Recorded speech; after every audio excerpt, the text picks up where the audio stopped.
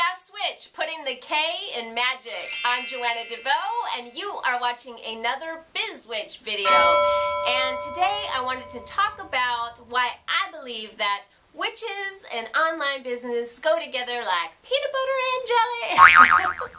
I really think that this is an exciting time for healers, light workers, personal development coaches, and witches, whatever you want to call yourself. I really love the word witch. I find it empowering, humorous, and a little bit punk rock, and so I love to use that word. But when I'm using it in the context of BiZwitch, I am talking about a broad range of people that are putting themselves out there with the promise that they are going to help other people create some desired change in their life. And my favorite definition of magic actually comes from Aleister Crowley, and that is that magic is creating change in conformity with one's will.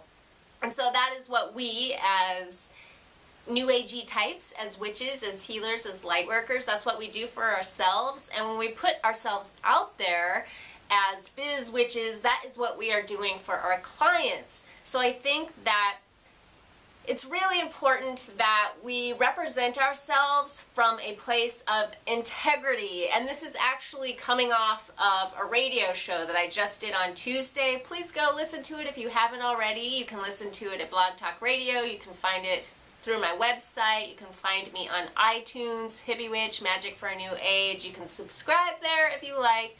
But that show was called Charlatans, Phonies, Frauds, and Wannabe Healers. And it is a part of this whole BiZwitch theme that I am doing in March, but I actually wanted to address clients and customers and readers and audience members who are paying money to do business with all of these light workers, long distance Reiki healers, tarot card readers, all these people that are doing these witchy things online, and just encourage them to use discernment so that they don't get ripped off, or so that they don't, end up wasting years of their lives following some guru and doing strange things like giving up food and staring at the sun for 8 hours a day because that's the only sustenance they need, or whatever it is. I just want to protect people and put that message out there that please use discernment if you're going to hire one of these biz-witchy types, of which I am one,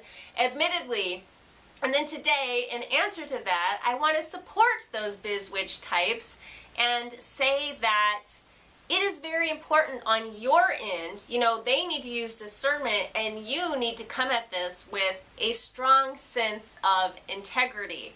So if you are selling change in conformity with one's will, if you are selling that kind of transformation, I think that the most important thing that you can do is be the transformation that you sell.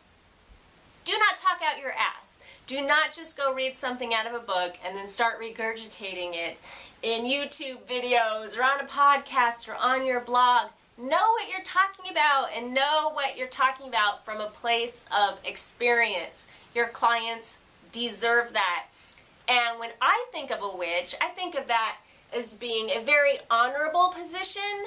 And you might think about back in the day, maybe the village witch was, maybe she was, a crone that lived on the outskirts of town and people went to see her for little spells, herbal healing. She might have been a midwife.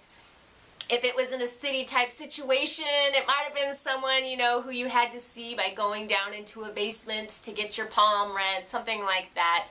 But today we have a global village, and it's really not that different. It's actually an exciting time, because whether you're talking about back in the day or you're talking about today, this person, this biz witch, this healer archetype that so many of us are stepping into is all about service.